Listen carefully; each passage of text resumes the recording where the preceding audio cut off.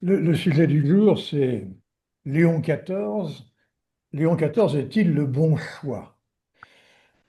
Alors, première question qui se pose, c'est pourquoi l'Europe s'intéresse-t-elle à Léon XIV?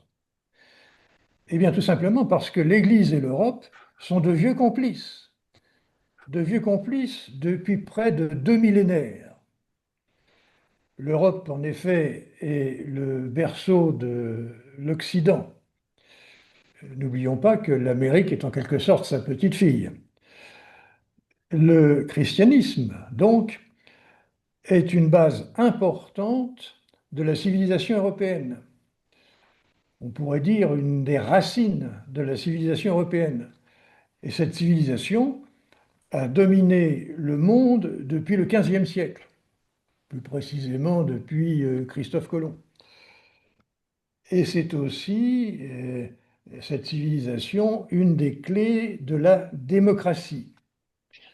Et aujourd'hui, aussi bien la civilisation, la religion et la démocratie sont contestées, voire rejetées par quasiment une majorité dans notre monde.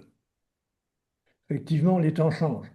C'est la fin de l'ère de la domination de l'Occident. Alors, actuellement, nous connaissons une révolution, ou plusieurs révolutions d'ailleurs, qui sont en cours, une révolution géopolitique, et vous savez que ce sont les empires et les dictateurs qui se multiplient par le monde, et d'autre part, qui organisent une sorte de revanche sur les anciens colonisateurs, c'est-à-dire l'Occident. L'autre grande révolution qui est en cours, ce sont les démocraties libérales qui sont menacées. Alors, je parlais de complicité, et qu'est-ce que le christianisme a pu apporter à cette civilisation européenne, et disons-le, civilisation occidentale? Eh bien, tout d'abord, la paix civile. Rappelez-vous, au Moyen Âge, l'Église imposait la paix de Dieu, la trêve de Dieu. La paix de Dieu, c'était d'organiser le plus fréquemment possible euh, des suspensions de guerre privée. Alors il fallait trouver des prétextes, des saints à célébrer, des fêtes aussi à partager. Eh bien, la paix de Dieu permettait des périodes, disons, d'accalmie. Et la trêve de Dieu, eh bien, c'était de recommander aux chevaliers de respecter le clergé, mais aussi les femmes et les enfants. Autrement dit, l'Église s'efforçait d'établir une paix dans les relations interpersonnelles. Bon, et vous savez qu'aujourd'hui, plutôt que la paix, c'est la violence qui a tendance à se généraliser. Deuxième apport important, le holisme. Alors, c'est quoi le holisme? Eh bien, c'est tout simplement ce que l'Église appelle le bien commun et que Jean-Jacques Rousseau appelait l'intérêt général. Autrement dit, c'est donner un sens à la vie collective de la communauté, et pas seulement la communauté chrétienne, la communauté civile. En quelque sorte, c'est l'opposé de l'individualisme exacerbé qui a tendance aujourd'hui à gouverner les citoyens. Troisième grand apport, la théocratie.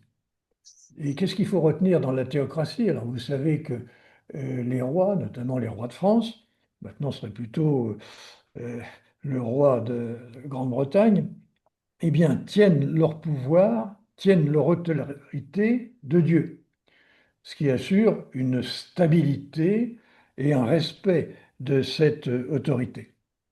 Alors bien sûr, aujourd'hui, la légitimité, puisque c'est la base de la légitimité, n'est plus dans la croyance transcendante, elle se trouve dans le respect du souverain, et le respect du souverain, c'est le respect, c'est l'autorité du peuple aujourd'hui. C'est ça la nouvelle source de la légitimité. Mais euh, ces modalités de respect et de fonctionnement ont été établies du temps de la domination de l'Église. C'était aussi euh, la transmission de l'héritage de l'Empire romain. Euh, L'organisation de l'Empire romain nous a été transmise essentiellement par l'Église. Et enfin, on l'a notamment constaté à la fin de l'Ancien Régime, l'Église a joué un rôle social important dans l'éducation, dans le fonctionnement des hospices, des hôpitaux, et puis aussi le fonctionnement de l'état civil. À l'époque, ce n'est pas les mairies qui tenaient l'état civil, c'était les églises. Et l'état civil a été laïcisé en France par la Révolution. Et bien sûr, le clergé, tant régulier que séculier, a joué un rôle. Le clergé séculier dans l'éducation des peuples et des personnes, le clergé régulier dans la conservation et la transmission, notamment de la culture. Et d'une façon générale, tout au long de cette période de domination du christianisme, eh bien, l'articulation du spirituel et du temporel a dominé, alors, notamment par des querelles historiques que vous connaissez tous.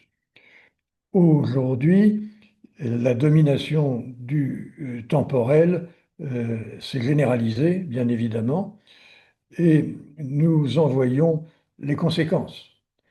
Je citerai là simplement deux livres qui portent le même titre, c'est Le désenchantement du monde. Le premier, c'est Max Weber, bon, qui est plus ancien, début du XXe siècle, et le second, c'est celui de Marcel Gauchet, qui est plutôt deuxième moitié du XXe siècle, mais qui démontre bien, en quelque sorte, le divorce qui est intervenu entre l'Église et l'Occident. Maintenant, deuxième question, c'est on va s'intéresser à la direction de l'Église dans le temps long. Et pour ça, on peut jeter un coup d'œil, Guy, sur la liste chronologique des papes. Premier constat, c'est la fin de la domination italienne sur le Vatican. Alors, on a ici les têtes des coupables. Quel a été le dernier pape italien? Personne ne souffle. Donc, le dernier pape italien, c'était Jean-Paul Ier, qui fut un pape éphémère. Jusqu'à présent, l'Italie avait dominé le Vatican au cours des siècles, mais Jean-Paul Ier était le dernier pape italien. Alors bien sûr, l'Europe a conservé le Vatican au travers d'un Polonais, c'était Jean-Paul II, d'un Allemand, Benoît XVI. Mais après, l'Europe perd le Vatican. Et c'est le début où le reste du monde s'empare du Vatican. Le premier qui l'a fait, c'est François. François qui venait d'Argentine. Et le second, bien sûr, c'est Léon XIV, qui nous vient d'abord des États-Unis, où il est né, on le verra tout à l'heure, et ensuite du Pérou, où il a longtemps séjourné et occupé des responsabilités dans l'Église. Mais avant d'en arriver là, une question se pose, pourquoi diable, si j'ose dire, pourquoi diable Benoît XVI a-t-il démissionné, ce qui était une première historique? En fait, Benoît XVI était un pape, disons, philosophe, théologien. C'était un pape spirituel, et qui plus est, était âgé. Et en fait, il était saturé de défis temporels qui nécessitaient des fortes confrontations. Donc, il fallait un pape de caractère dans la force de l'âge. C'est pour ça, me semble-t-il, que Benoît XVI a démissionné. Alors, il faut faire un peu l'inventaire des défis auxquels ce pape a été confronté et qui expliquent le choix qu'il a fait. Tout d'abord, c'est l'évolution de la communauté catholique. Cette communauté catholique, c'est 1,4 milliard d'individus. Alors certes, c'est une minorité par rapport aux 7 milliards d'habitants de la Terre, mais c'est quand même important. Euh, et si jamais on essaie de voir les chrétiens dans leur globalité, c'est-à-dire en rajoutant les orthodoxes et les protestants, eh bien nous arrivons à peu près à 2,6 milliards. Donc, ça fait une communauté importante à guider. Le problème, c'est d'abord un problème démographique. Problème démographique parce que, bien sûr, l'Église maintenant a beaucoup plus euh, de soutien, de croyants dans le reste du monde que dans l'Europe. 1,4 milliard, si tous les Européens étaient catholiques, ça ferait 440 millions à rajouter, c'est une minorité. Et bien sûr, autre caractéristique, la proportion de croyants catholiques dans la population européenne est bien inférieure à ce qu'elle est ailleurs de par le monde. Donc, il y a une évolution démographique. La croissance des fidèles est plus importante dans le reste du monde qu'en Europe.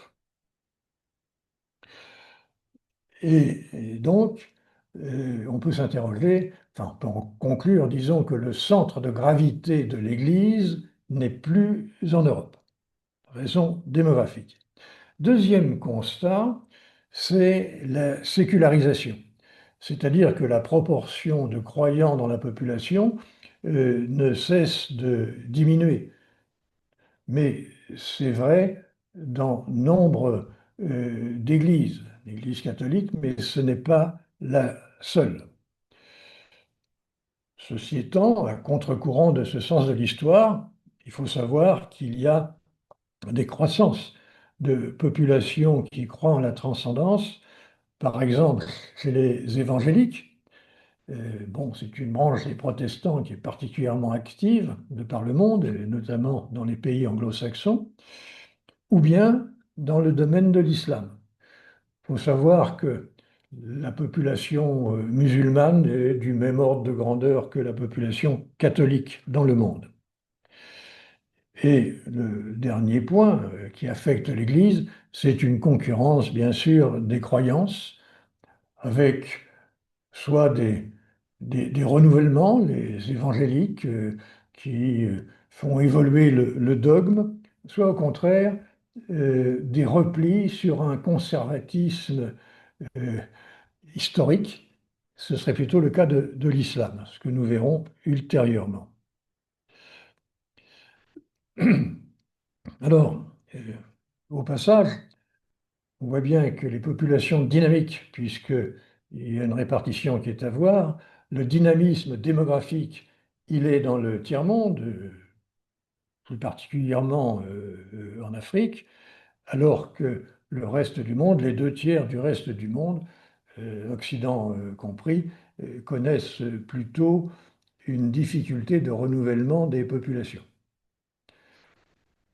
Au passage, euh, j'interpellerai un peu la doctrine de l'Église sur le contrôle des naissances. Hein, c'est l'encyclique Humanae Vitae là, du temps de Paul VI qui condamne à peu près tous les systèmes de contrôle des naissances. Et je pense que l'Afrique aurait besoin, au contraire, de contrôler ses naissances parce que le développement démographique est galopant, c'est-à-dire que le développement démographique mange complètement le développement économique et contraint les populations à s'exporter, à migrer. Et après, qu'est-ce qui se passe? Eh bien, vous avez François qui va à Lampedusa dire il faut accueillir tous les migrants du monde, alors que peut-être l'Église est un peu à l'origine de la non-maîtrise de l'évolution de la population sur certains continents. Je m'arrête là sur le sujet. L'autre problème auquel s'était confronté Benoît, c'est le traitement des abus sexuels. On en était quasiment qu'au début. Il a eu aussi à s'affronter aux problèmes financiers du Vatican qui avait quelque mal à équilibrer son budget, et surtout les problèmes qu'a révélé la Banque du Vatican qui a cherché des clients en Italie, mais plutôt en Italie du Sud, enfin, soyons clairs, du côté de la mafia. Et l'événement significatif, c'est lorsqu'on a trouvé un bon client mafieux de la Banque du Vatican pendu sous un pont de Londres. C'était une révélation à l'ensemble du monde des problèmes de la Banque du Vatican. Euh, il a été confronté aussi aux relations avec la Curie. La Curie disons, le gouvernement de l'Église euh, a manifesté de l'inertie face à Benoît. Euh, C'était un contre-pouvoir qui portait trop bien son nom. Donc il était confronté à ce problème.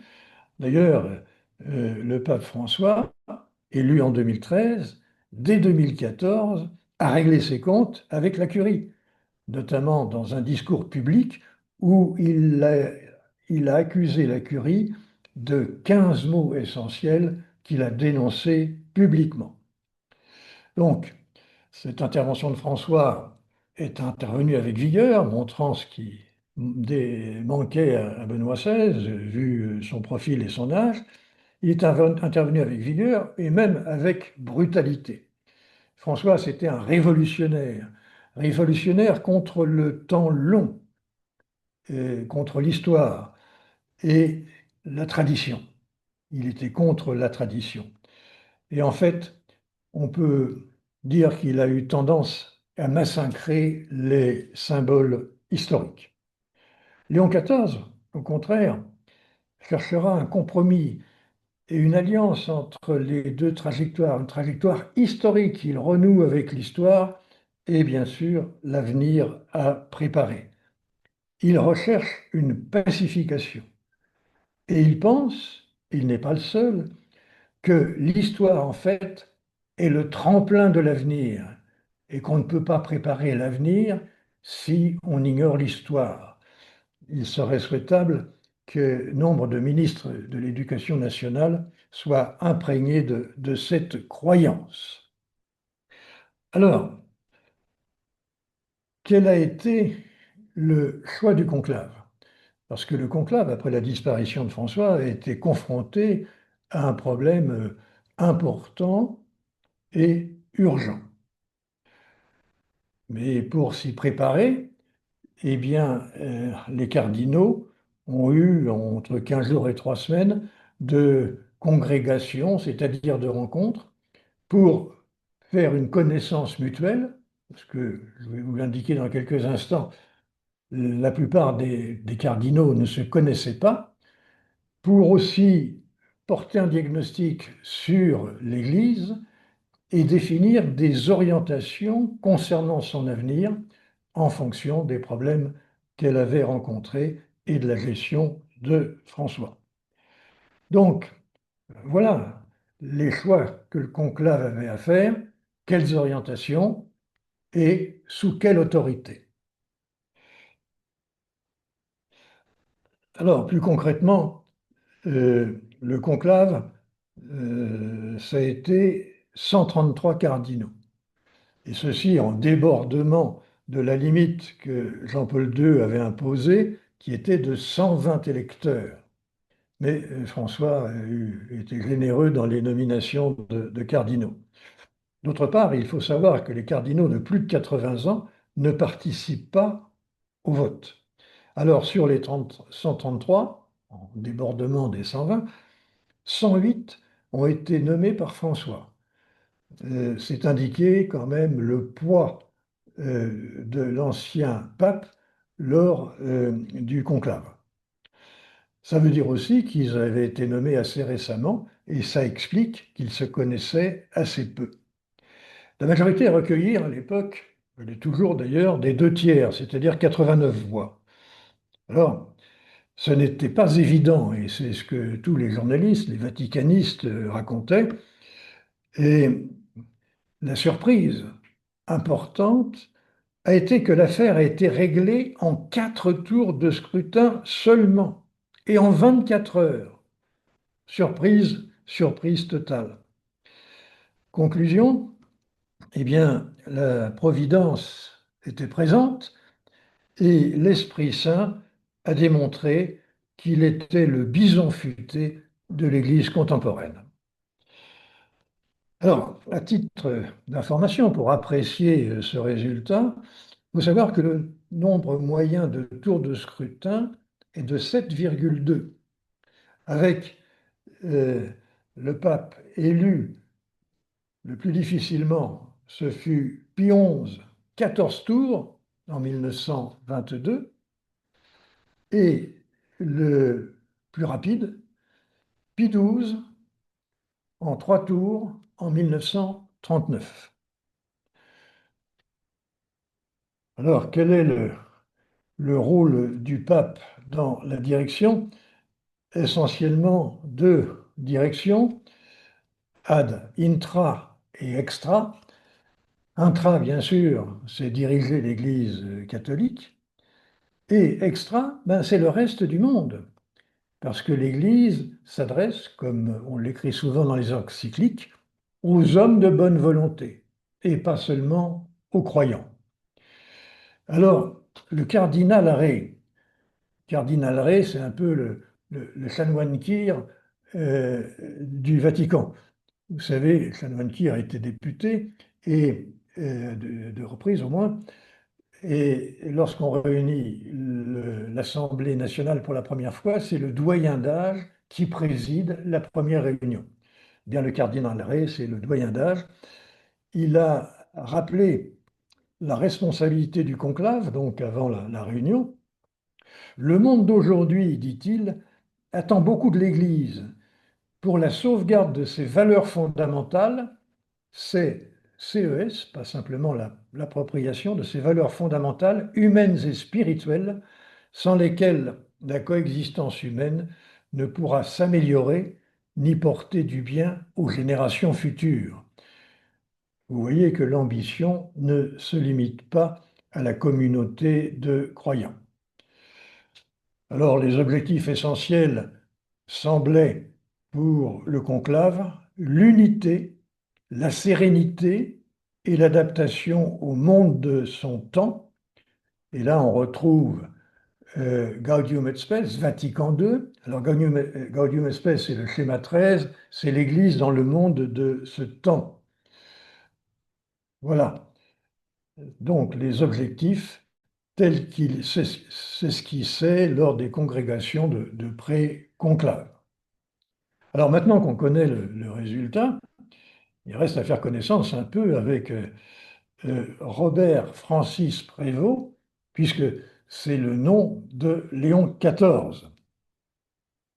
Alors, Robert Francis Prévost, qui porte un nom à la française, est né en 1955 à Chicago, donc c'est bien un Américain, d'une famille d'ascendance française et italienne côté paternel, espagnole et créole côté maternel. Il a été ordonné prêtre à Rome en 1982.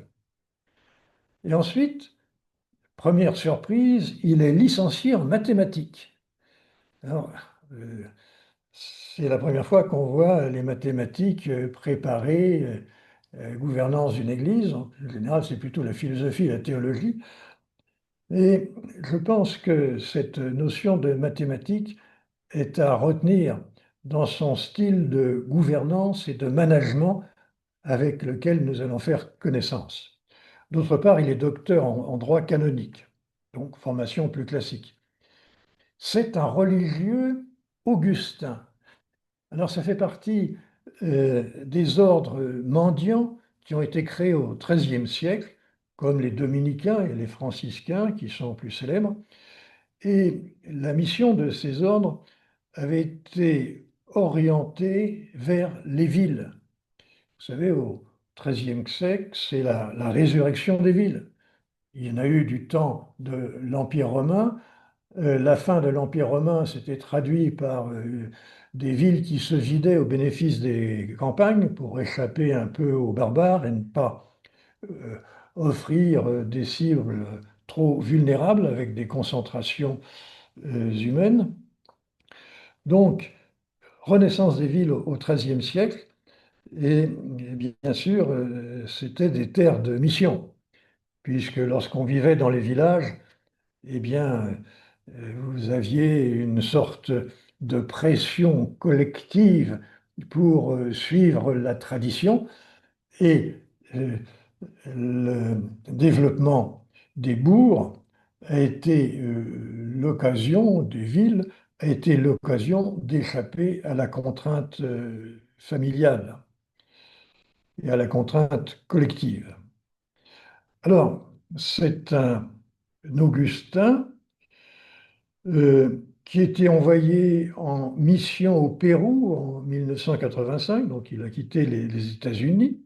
Ensuite, et là, il séjournait bien sûr au Pérou. Ensuite, il était 2 fois prieur général des Augustins de 2001 à 2013, c'est-à-dire qu'il était le patron international des Augustins sur le monde entier.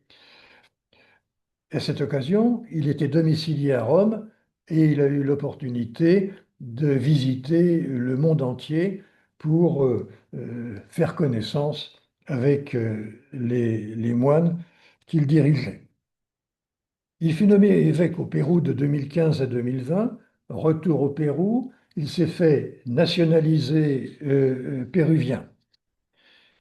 Puis, il fut nommé préfet du dicaster des évêques en 2023. Donc c'est un choix de François, et ça veut dire qu'il était en quelque sorte le patron, le ministre de l'ensemble des évêques, notamment qui avait à choisir ceux qu'il allait nommer et bien sûr à les gérer par la suite. Donc c'est l'occasion d'acquérir un management des hommes et aussi de connaître et de se faire connaître des évêques et bien sûr des cardinaux. Euh, Ce qui sans doute a joué un rôle quand même lors du conclave. Alors, je n'hésite pas à vous livrer une citation qui me semble intéressante. On retrouve dans le physique de Léon XIV, disent certains, le sourire de Jean XXIII. Vous savez, ce pape plein d'embonpoint, qui était dit pape de transition et qui en fait a mis un peu la révolution dans l'Église en annonçant le Concile Vatican II. Un faux Il a la débonnaire, silhouette donc. de Paul VI. Pardon? Un faux débonnaire, donc. Oui, oui, oui. Il faut se méfier des apparences. Euh, il a la silhouette de Paul VI, l'élan de Jean-Paul II, l'intériorité de Benoît XVI et la liberté de François. Voilà un pape qui, en lui-même, rassemble tous ses prédécesseurs.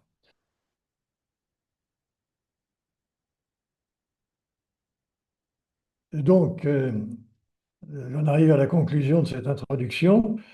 Euh, Robert Francis Prévost, puisque tel est son nom, Léon XIV, donc, a été choisi pour continuer l'œuvre de François, corriger certains excès et concilier les diverses tendances au sein de l'Église pour assurer son unité dont elle avait bien besoin. Et il va faire tout cela en jouant un rôle d'un influenceur efficace et discret.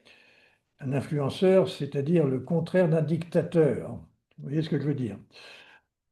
Alors, mon plan, ce sera en 3 parties, continuer, corriger et concilier. Continuer tout d'abord euh, en disant Habemus Papam. Vous savez, c'est la proclamation sur le balcon, place Saint-Pierre, après les élections. Alors, il semblait impensable à tous les observateurs pertinents, les vaticanistes, qu'un Américain puisse être élu alors même que Trump règne sur les USA au minimum. Et on voit bien au cours du dernier voyage qu'il entend ne pas régner que sur les USA. En fait, Léon était si peu américain, c'est plutôt un homme monde. On l'a vu par les fonctions qu'il a exercées de par le monde précédemment. Il parle aussi anglais, espagnol et italien et comprend le français, le portugais, l'allemand et bien sûr le latin. Alors, sa nationalité l'a fait déclasser dans l'ordre des papabili, ce qui était une erreur. En fait, la nationalité n'a pas été déterminante, c'est la personnalité qui était déterminante dans ce choix. Et la question, c'est donc, est-ce que Léon XIV est bien le bon choix? Alors, démographiquement et géographiquement, nous l'avons vu, l'Église a déplacé son centre de gravité de l'Europe vers le reste du monde. Euh, c'est vrai de 1,4 milliard de catholiques et de 2,6 milliards de chrétiens. Euh, c'est pourquoi Benoît XVI fut le dernier pape européen et François le premier non-européen. Euh, et aujourd'hui, Léon est le deuxième dans la continuité de François. Et c'est ça, la première continuité entre les deux papes, leur origine géographique et leur éloignement de l'Europe. Nous assistons ainsi à une émancipation d'une Église hors frontières, disons hors frontières européennes, et qui est de plus en plus catholique si on se réfère à ce que veut dire catholique, c'est-à-dire universel. L'Église est de plus en plus universelle et de moins en moins européenne. Bon, on a vu la succession des origines des papes. L'Italie espérait bien pourtant récupérer au terme de ce conclave le siège épiscopal via le cardinal Parolin. Mais en fait, il n'avait pas le profil comme Léon semble l'avoir. Donc, il semblerait que l'italianité du Vatican soit complètement et durablement défunte. Donc, l'Église semble en avoir fini avec l'eurocentrisme historique. Elle poursuit son cheminement en harmonie avec sa nouvelle implantation géographique. C'est pour ça que François s'était présenté comme pape des périphéries. Vous voyez un peu l'excès dans sa façon de communiquer. Pape des périphéries, un peu comme Léon XIII d'ailleurs. Alors, l'autre continuité, c'est Léon XIII. À l'annonce du nom du nouveau pape, Léon XIV, j'ai immédiatement pensé, bien sûr, à Léon XIII et à Rerum Novarum. C'est l'encyclique fondatrice de la doctrine sociale de l'Église.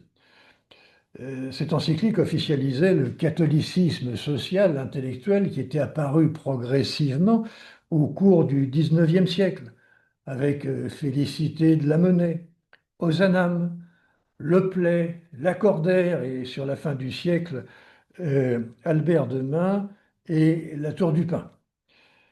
Ça, c'est le début, si vous voulez, du fondement d'une doctrine sociale de l'Église qui, depuis 1891, est en enrichissement constant.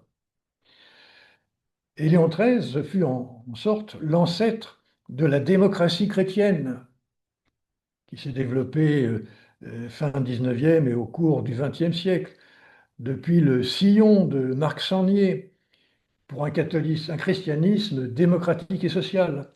C'était aussi les syndicats chrétiens, la CFTC, Confédération des travailleurs chrétiens, puis la CFDT, mais aussi la JOC, Jeunesse ouvrière catholique. Et si on continue, des pères de l'Europe, qui avait été caricaturé par Vincent Auriol, qui dénonçait une Europe vaticane en disant trois tonsures sous une même calotte. Dans les trois tonsures, c'était Robert Schuman. Et un politique de Moselle, Konrad Adenauer, Alcide de Gasperi. Et plus tard, nous avons eu un autre acteur important, Jacques Delors. Jacques Delors qui était pilier du mouvement Vie Nouvelle et qui promut en Europe la subsidiarité qu'il avait empruntée à Quadragesimo Anno, l'encyclique de Pie XI, qui, comme son nom l'indique, célébrait le 40e anniversaire de Rerum Novarum. Alors, cette doctrine sociale a connu notamment deux forts compléments. Le premier, c'est l'extension à tout l'homme et à tous les hommes. Et là, je fais référence à Popularum Progressio de Paul VI en 1967. Vous voyez, on va chercher ou prôner le développement du tiers-monde. C'était le sens de cette encyclique. Et puis ensuite, l'extension du développement à la protection de la nature sur l'ensemble de la planète par Laudato Si, une encyclique de François en 2015.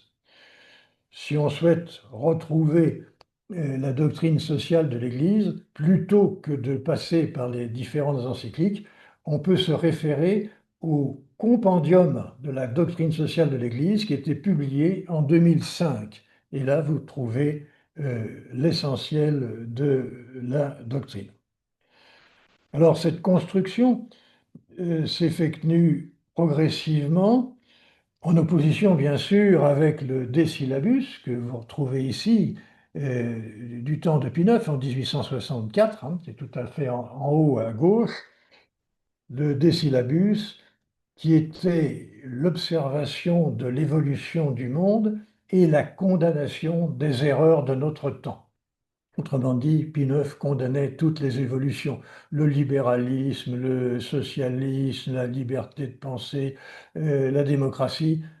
Rien n'échappait à cette condamnation, ce qui dénonçait un peu le caractère réactionnaire de l'Église en cette fin de 19e siècle. En revanche, après Pie IX, le successeur immédiat était Léon XIII, et Léon XIII a été le premier pape qui a adapté l'enseignement de l'Église, alors progressivement, à l'évolution de la société telle qu'il l'avait sous les yeux. C'était le début de la réconciliation. Et bien sûr, le couronnement, si l'on peut dire, de cette réconciliation, ça a été Vatican II. Alors, je rappelle que Vatican II prenait la suite euh, euh, de Vatican I, qui s'était tenu en 1870, avait proclamé l'infaillibilité du pape à cette époque, mais avait été quelque peu bousculé par les Prussiens lorsqu'ils avaient débarqué à Paris. Donc, Vatican I a été interrompu, n'a jamais été repris, et Vatican II lui a succédé longtemps après, avec un souci qui était à l'opposé de celui de Vatican I, mais qui était bien l'adaptation au monde de ce temps, alors que le précédent était plutôt la condamnation des erreurs de ce temps. Vous voyez comment l'Église a évolué considérablement. Alors, euh, Léon XIV euh, poursuit ou va poursuivre, je pense, cette construction en affirmant, c'est important, qu'une doctrine n'est pas un corps de principe figé et paralysant, un instrument d'endoctrinement, ce qu'elle est trop souvent de par le monde, mais qu'elle est plutôt, au contraire, une attitude ouverte à la science, alors qu'au XIXe, l'Église condamnait la science, ouverte à la science, ouverte à l'éthique et aux autres et aux nouveaux défis pour les nouvelles générations, tels que par exemple l'intelligence artificielle, aux conséquences qu'on a du mal à imaginer pour la défense de la dignité humaine, de la justice et du travail. De plus en plus, on se dit on nous dit que l'intelligence artificielle va avoir des conséquences humaines importantes, alors que jusqu'à présent, les développements de l'informatique, c'était à peine perçu par les économistes. C'était le grand absent des statistiques. Et là, on nous dit, et je crois que c'est tout à fait fondé, euh, que l'IA va avoir des conséquences qu'il serait bon d'anticiper pour réduire leur impact humain. Alors, autre continuité, puisque nous sommes dans l'ère des continuités, le centre-gauche. Alors, la qualification politique du mandat de François, bien sûr, est délicate, elle peut être contestée, mais soyons honnêtes, elle est peu contestée dans la presse. Léon XIV a déjà le même souci des plus petits, des laissés pour compte, mais sans en faire l'unique priorité proclamée comme François à Lampedusa.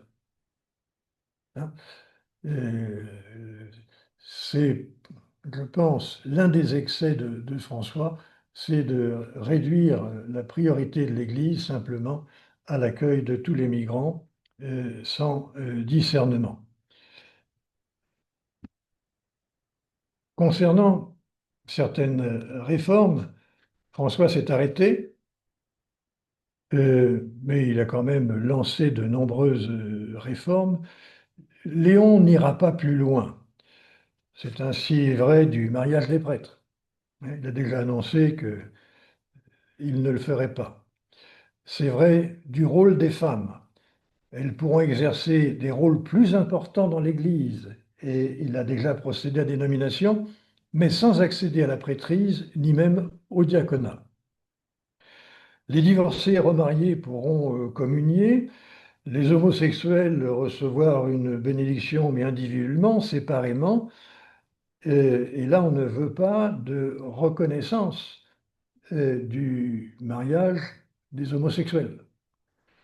Et déjà, Léon XIV s'est prononcé contre ce que l'Allemagne a commencé à faire, c'est-à-dire un simili-mariage. Ce n'est pas du tout ce que veut l'Église. Elle ne veut repousser personne du fait de leur position matrimoniale, mais elle ne veut pas officialiser certaines pratiques.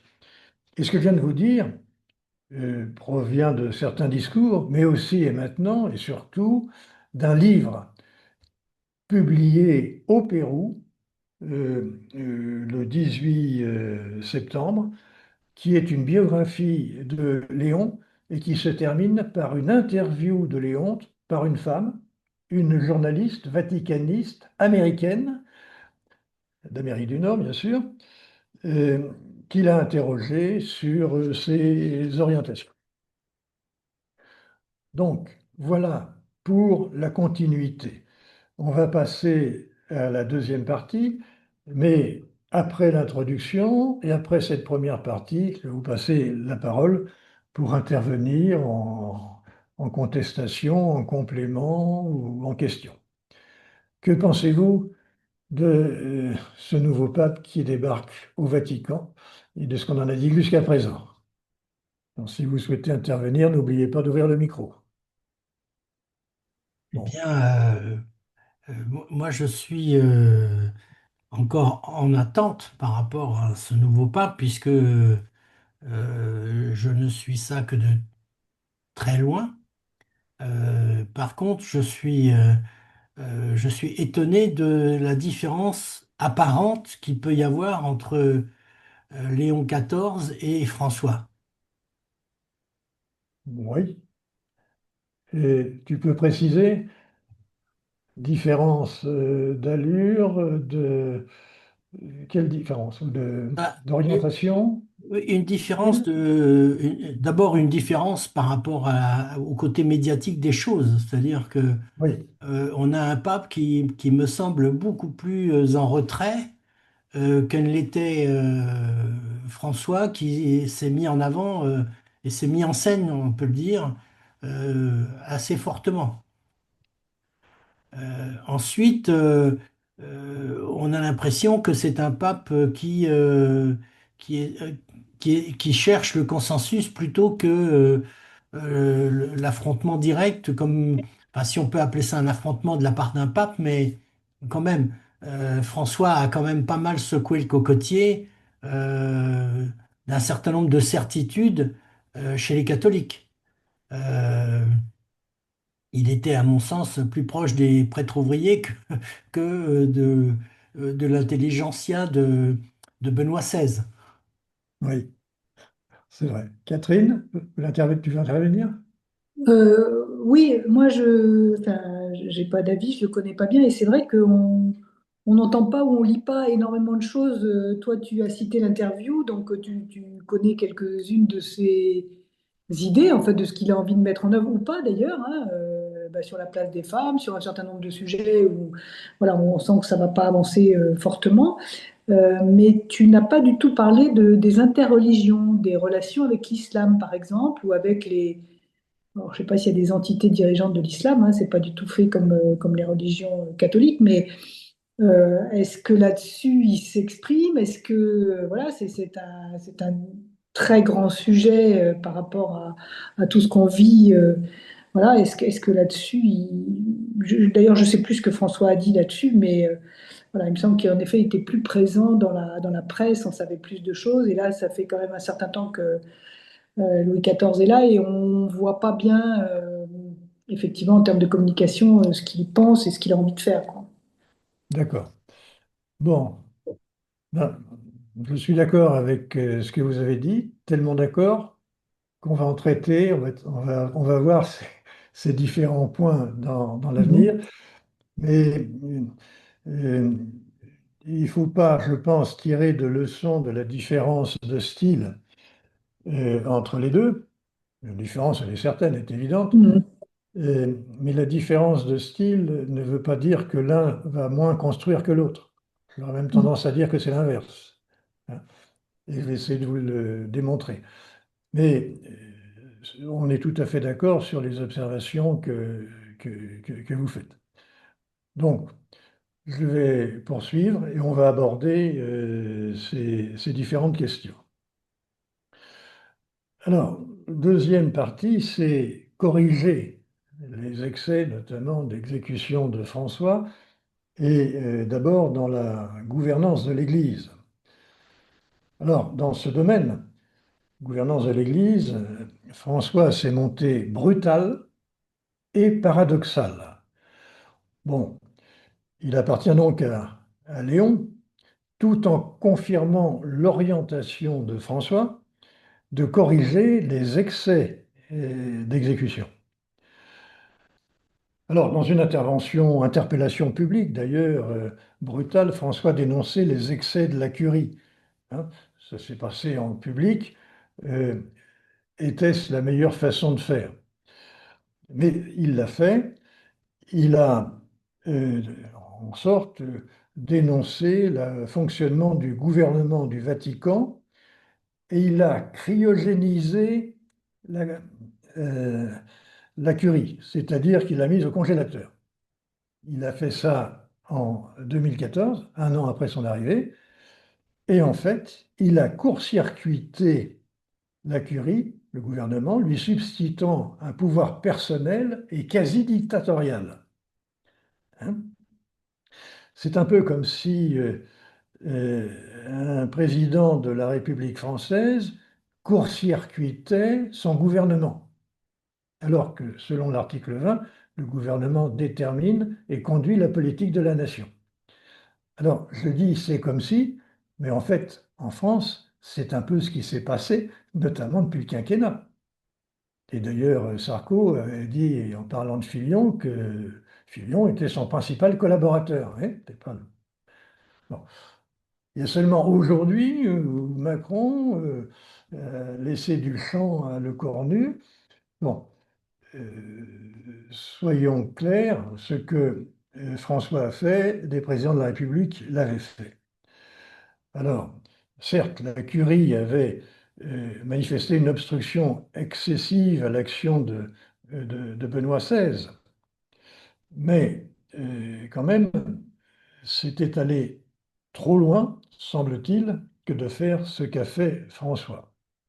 Alors, Léon XIV a entrepris de rétablir les conditions d'un retour à un fonctionnement normal, à un fonctionnement historique des institutions, ce qui exclut qu'il devienne dictateur, même si, comme son prédécesseur, c'est un décideur et un homme à poigne.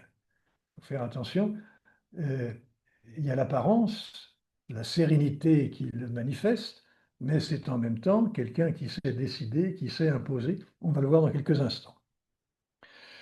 Et ne reculant devant aucun paradoxe, François a soumis à deux synodes le principe d'une synodalisation du fonctionnement de l'Église, c'est-à-dire, disons, un pas vers une certaine démocratisation. Mais en même temps qu'il parlait de démocratisation, il se comportait en dictateur. Et c'est là qu'il est paradoxal. Vous avez un discours qui va dans un sens et une action qui va dans un autre, en matière de style de direction. Alors on me dirait, il n'est pas seul, c'est presque une caractéristique des politiques, c'est de faire à peu près le contraire de ce qu'ils disent. En quoi un pape peut être un politique? Alors, Léon XIV a été choisi surtout donc pour corriger. Accédant à la direction d'une institution plurimillénaire, le nouveau pape s'inscrit d'emblée dans ce qui fonde son autorité, dans ses objectifs, c'est la primauté du Christ et le respect de la tradition. Hein. Alors, par exemple, lorsque François était apparu sur le balcon au jour de son élection, il était apparu en soutane blanche, en rejetant tous les vêtements traditionnels liturgiques. Vous voyez, il commençait par nier la tradition. Alors que Léon XIV, lors de sa première apparition sur le balcon de Saint-Pierre, a revêtu le costume liturgique, arborant la mesette rose et l'étole dorée. Donc, il était en rupture avec François, le rebelle en quelque sorte, et il s'inscrivait dans la continuité de Paul VI, Jean-Paul II, Benoît XVI, etc. Il s'inscrit de nouveau dans la tradition. Et ça, c'est un choix de rupture par rapport à son prédécesseur et de respect de la tradition historique de l'Église. Il poursuit la rupture avec François et le retour à la tradition avec la réouverture de l'appartement pontifical, dont beaucoup d'observateurs doutaient qu'un jour un pape ait le culot de rouvrir et de faire sauter les scellés. Eh bien, ça a été fait. On renoue avec la tradition. La Fiat 500, la Fiat 500, qui était la voiture du pape, à la fois populaire, voire démagogique, eh bien, je pense qu'elle doit s'attendre à un parking de longue durée. Là aussi, il a repris les traditions. Même renouement à Castel Gandolfo, qui redevient la résidence secondaire du pape, qu'il a effectivement habité, très bien accueilli par la population, qui regrettait le départ du pape, qui l'avait mis en quarantaine en quelque sorte.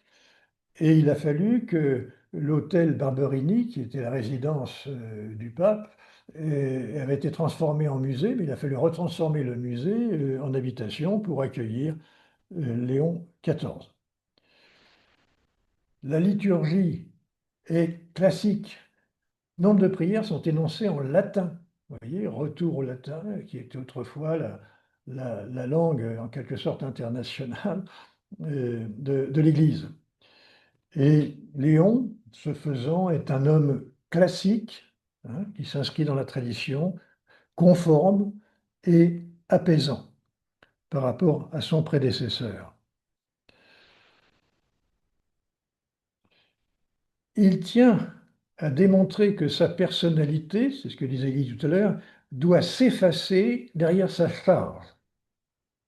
Alors que François, lui, a souhaité que sa personnalité explose et s'impose à sa charge. connaissait plus François que le chef de l'Église. Et alors que François parlait de synodalité, Léon parle aussi de synodalité, mais plutôt de collégialité, sans opposer les deux. Qu'est-ce que ça veut dire? La synodalité est plutôt verticale. C'est l'Église qui descend du Vatican vers les évêques, mais aussi vers les paroisses, et qui descend vers les laïcs. Ce n'est pas réservé au clergé. Alors que la collégialité est plutôt horizontale. C'est en fait l'association des évêques à la direction de l'Église. Et bien sûr, les évêques revendiquaient plus de la collégialité contre la synodalité de François. Et vous voyez que dans les premières déclarations qu'il a faites, et d'autre part, on verra tout à l'heure, dans les premières pratiques qu'il a posées, eh bien, Léon XIV répond à cette attente et va dans le sens de l'apaisement à l'intérieur de l'Église. Et il est vraisemblable que la collégialité devrait se traduire par des pouvoirs délégués vers les synodes nationaux des évêques, mais sans laïcs. Léon XIV, qui a reçu pour la première fois les cardinaux après son élection, les a consultés en temps réel. Bien sûr, il a prononcé son discours, mais il a dit l'essentiel, ce seront les conseils que vous allez me donner après mon intervention. Donc, la pratique dont je vous parlais de consultation effective a commencé très tôt et elle est exemplaire, je dirais qu'elle est fondatrice, elle était faite pour ça.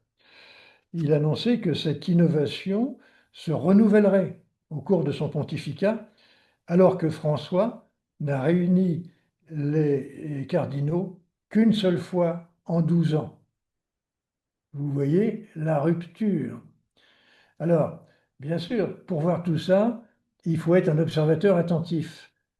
Mais ce qu'on essaie de faire aujourd'hui, c'est de savoir où François va nous emmener, et pour y parvenir, l'un des moyens.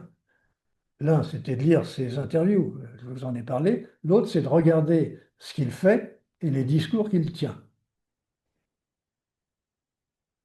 Alors, le constat, c'est des infléchissements du comportement de son prédécesseur. La curie va être rétablie dans son rôle de gouvernement collectif. C'est une évidence que pour faire face à la complexité et à la variabilité du monde moderne, une technostructure compétente, cohérente et loyale est indispensable. Dans une entreprise de quelques dimensions, c'est la même chose. Et pour les banquiers, j'en vois devant moi, on sait très bien que l'un des facteurs de survie d'une entreprise, c'est sa capacité à générer et à conserver une technostructure efficace et capable d'adaptation aux évolutions qui parfois sont rapides. Donc, c'est le constat que fait Léon. Une technostructure compétente, cohérente et loyale est indispensable. Et loyale, n'oublions pas ça. Alors, vous voyez le principe, c'est le contraire de François. Ceci étant, il faut arbitrer entre les personnes. Et c'est ce que Léon n'a pas encore beaucoup commencé à faire, mais il faut s'attendre à ça. Les vraies orientations seront confirmées par les choix des personnes qu'il va faire. Parce qu'il y avait quand même des problèmes dans la curie, c'est qu'il y a des gens qui exerçaient le pouvoir depuis tellement longtemps qu'ils se l'appropriaient. C'était devenu un pouvoir personnel. Franchement, on se serait cru à Bruxelles. Suivez mon regard. Bon, d'accord.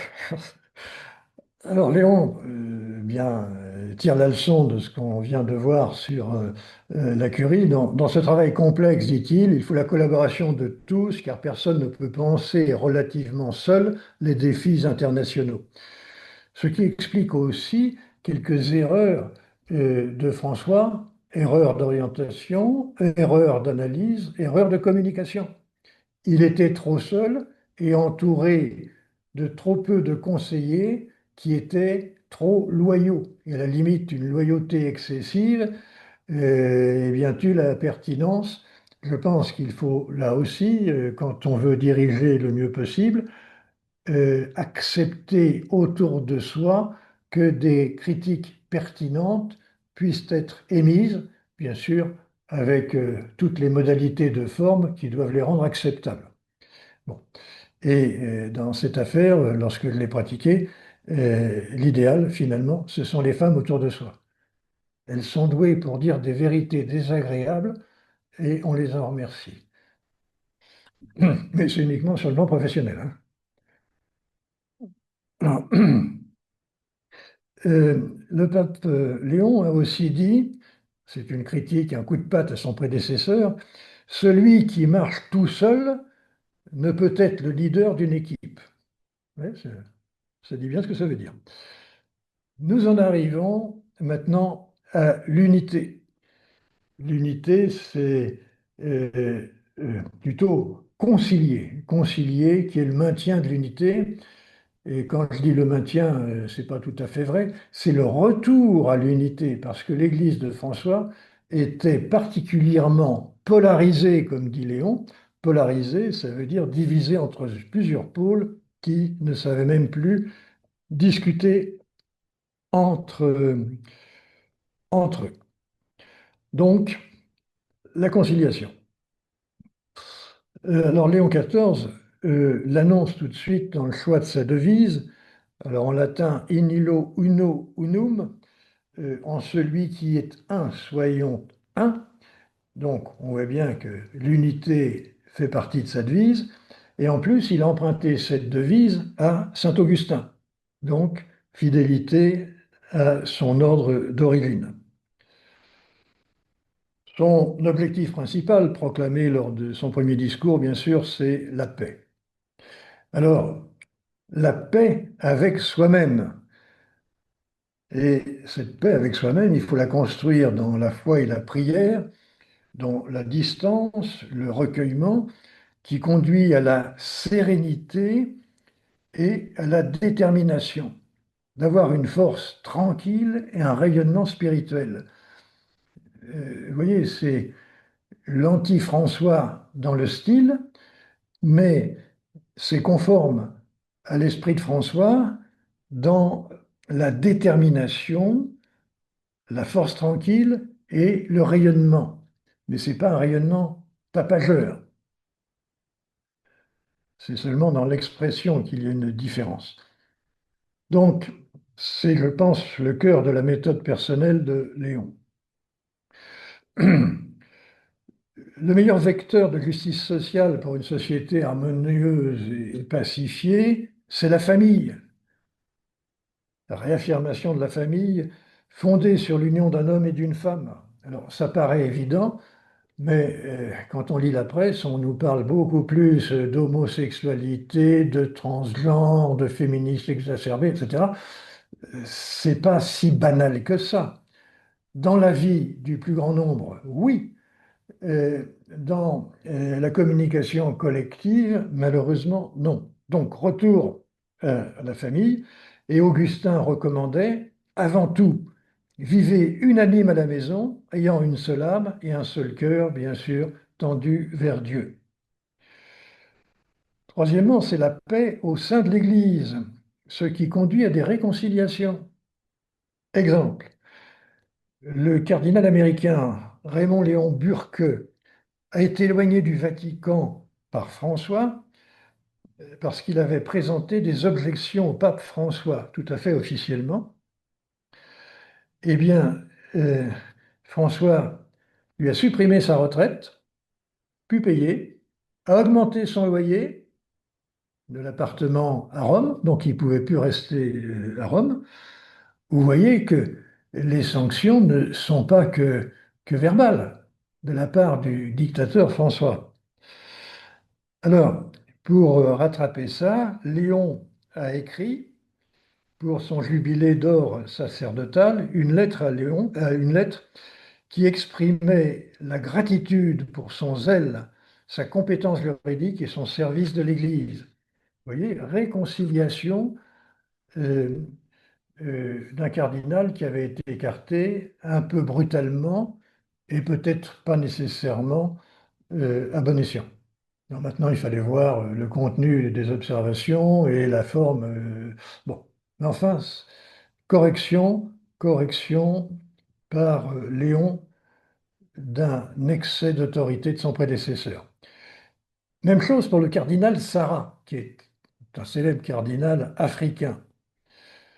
Et Léon l'envoie présider les célébrations du 400e anniversaire des apparitions de Sainte Anne en ces termes: Nous nous adressons à toi, vénérable frère, qui, pourvu de piété et de doctrine, te distingue dans la vigne du Seigneur comme un ouvrier vigilant et zélé. Bon, pour un cardinal viré par François, c'est quand même une compensation. Et ceci étant, faisons bien attention, c'est une compensation humaine, on ne rejette pas ses anciens collaborateurs, mais il ne confie pas de grandes responsabilités à ces gens-là. Donc distinguons bien les deux. Je pense qu'avec Léon, il faut faire preuve de subtilité. C'est, c'est pas une brute, c'est plutôt subtil. Mais c'est pas pour autant qu'il ne fait pas preuve de discernement et de choix. Voilà un premier changement. Une autre nouveauté, c'est un homme libre. Au Vatican, on fait très attention au qu'on dira-t-on. Les gens se surveillent mutuellement. Et François n'a pas hésité à recevoir parmi les tout premiers rendez-vous de son pontificat Monseigneur Fernando Ucariz, qui est supérieur de l'Opus Dei.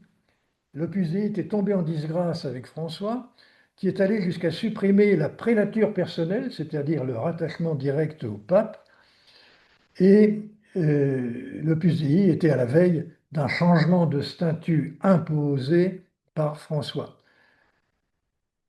Et Léon a osé ce rendez-vous parmi les premiers, sans se soucier du qu'en dira-t-on.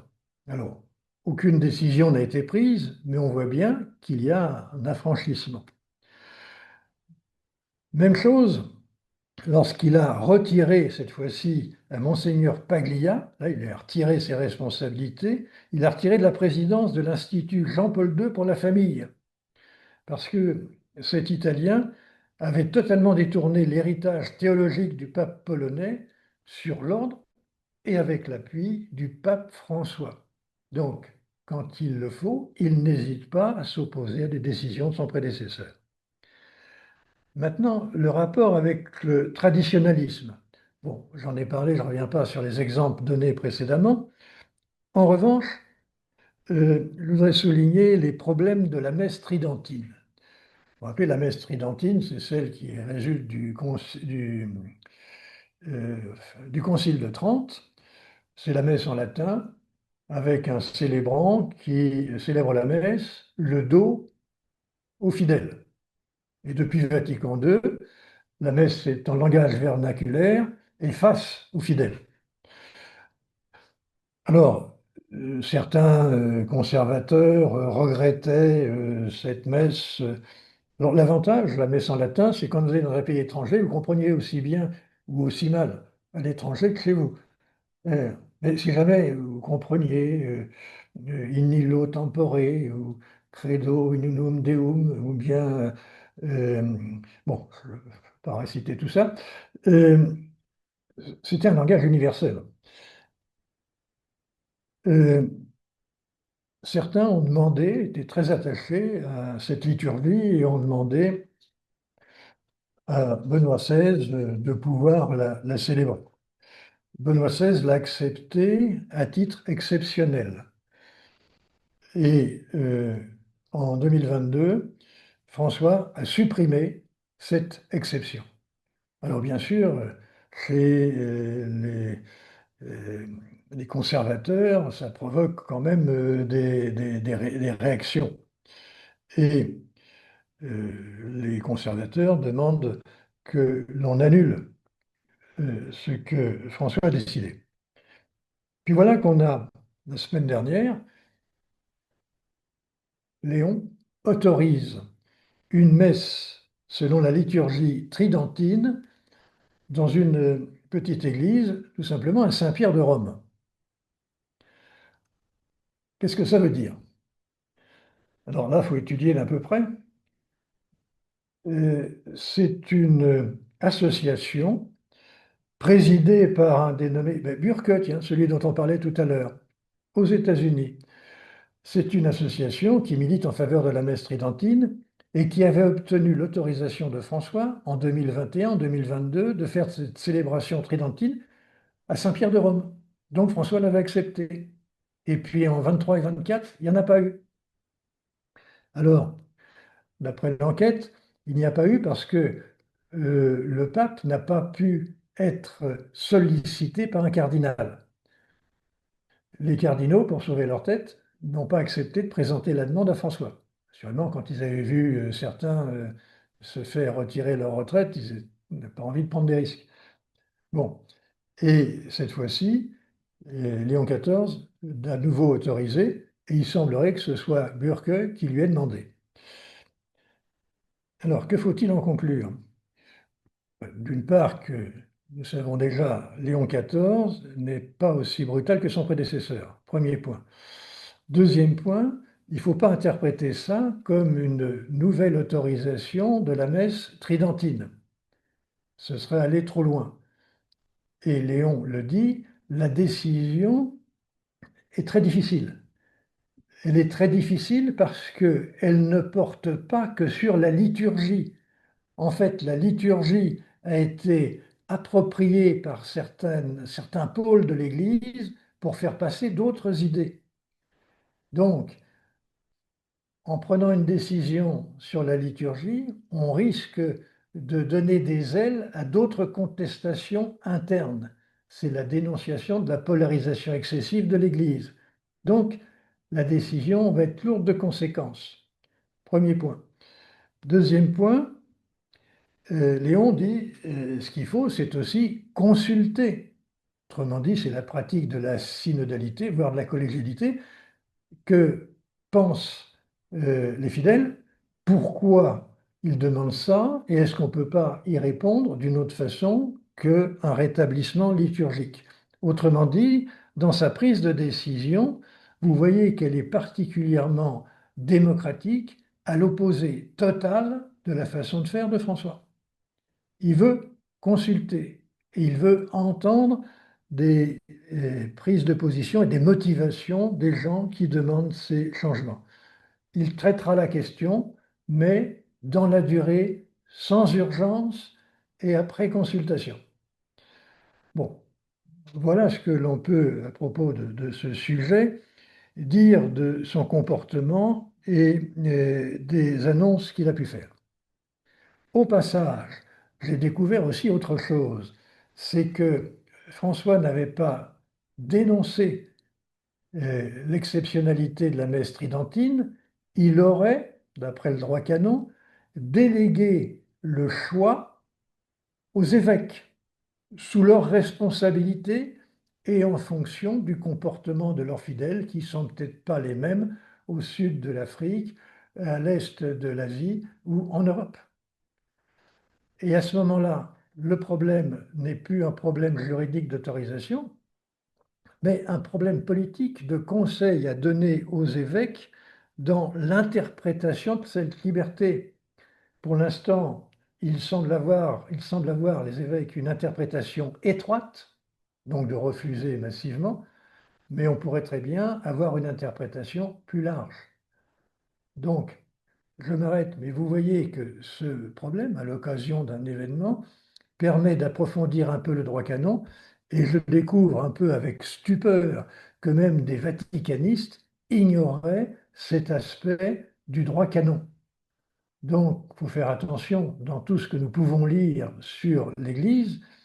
Euh, Disons que le niveau de compétence n'est pas toujours celui qui apparaît.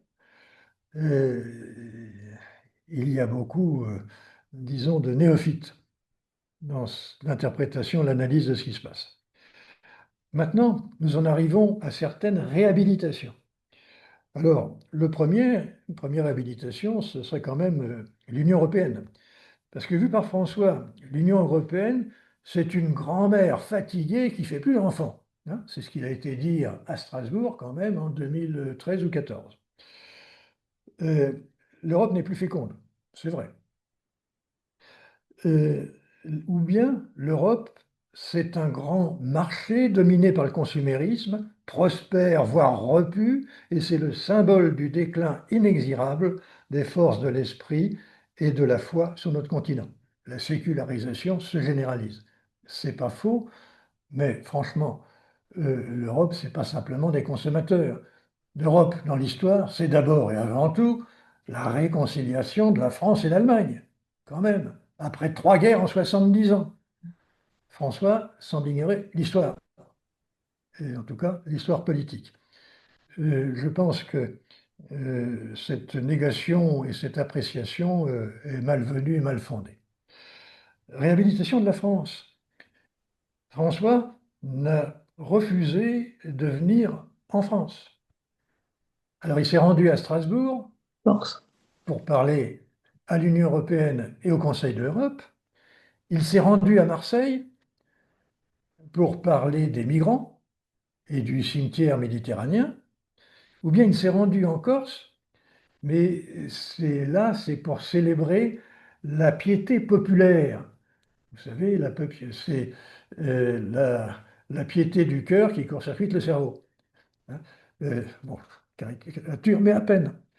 Euh, et Léon XIV reconnaît aussi le bien fondé et une priorité de la croyance populaire, hein, et notamment dans la célébration des saints et des saints nationaux, pour qu'ils soient plus près du peuple et soient des exemples que l'on peut connaître et que l'on aime, que l'on souhaite suivre. Alors, euh, Léon a adressé une lettre aux évêques français, il a découvert la France très vite après son élection. Et il a préconisé un réveil spirituel, il n'est pas le premier. Jean-Paul II avait dit à la France, qu'as-tu fait de ton baptême, hein? Réconciliation donc, ou reconnaissance du Vatican, par le Vatican de la France, et on constate que la périphérie n'a plus l'exclusivité, alors que pour François, seule la périphérie comptait. Donc là, il y a une réconciliation avec l'Occident, avec l'Europe et avec la France. Et Léon voit dans notre passé une source d'espérance. L'héritage chrétien imprègne encore votre culture. Les saints sont encore populaires. Euh, Et je pense que c'est vrai au-delà de l'observation du pape. D'une façon générale, on constate une sécularisation. Je vous ai cité tout à l'heure le désenchantement du monde, Weber et Marcel Gauchet. Il est évident qu'on va dans cette direction. Mais ce qui semble important, c'est le dernier bouquin de Marcel Gauchet qui parle du nœud démocratique. Et qu'est-ce qu'il constate? Eh bien, que même la France, notamment après la laïcisation de 1905, après la sécularisation de ces 30 dernières années, eh bien, malgré que les églises soient de plus en plus vides, eh bien, dans l'esprit des Français, d'une façon inconsciente, la formation d'origine chrétienne est encore présente et est une condition du bon fonctionnement de la démocratie. Le constat qu'on peut faire plus globalement quand on regarde les démocraties libérales qui ont du plomb dans l'aile, c'est que euh, plus il y a de sécularisation, moins il y a de démocratie. C'est bien au-delà de la France que l'observation peut être faite. Bon, je ne vais pas plus loin pour cette affaire, mais c'est intéressant de le signaler. D'autre part, il remercie du fond du cœur tous les prêtres de France pour leur engagement courageux et persévérant. Et ceci, c'est la fin de l'anticléricalisme de François. Parce que non seulement François avait attaqué en 2014 la curie, mais il avait condamné le cléricalisme excessif, c'est-à-dire l'arrogance en quelque sorte des savants, des prêtres par rapport euh, euh, aux fidèles. Donc, euh, c'est important, je pense, en termes de management. Hein, tous ceux qui ont fait du management vont le reconnaître. Il faut savoir envoyer de la reconnaissance à ceux qui déploient des efforts et de la passion dans l'exercice de leurs responsabilités. C'est ce que fait le nouveau pape et c'est ce que ne faisait pas l'ancien. Donc, en termes de management, vous avez manifestement un progrès. Euh, Puisqu'on parle de ce que l'on doit aux prêtres, je n'hésite pas à rappeler que Paul VI en 64 disait: l'Église de France cuisait le pain intellectuel de la chrétienté. Ça veut dire qu'en fait, Vatican II a été très influencé par des théologiens français, ce qui serait moins le cas aujourd'hui. Mais donc, la France, dans la vie de l'Église, a joué quand même à certains moments un rôle important. Et je pense qu'il faut que l'histoire sache s'en souvenir. Donc la personnalité du nouveau pape doit contribuer à l'apaisement. Par exemple, dans sa communication, et là on retrouve une de vos observations. Euh, D'abord, on s'aperçoit que la communication va dans les deux sens. Léon est à l'écoute.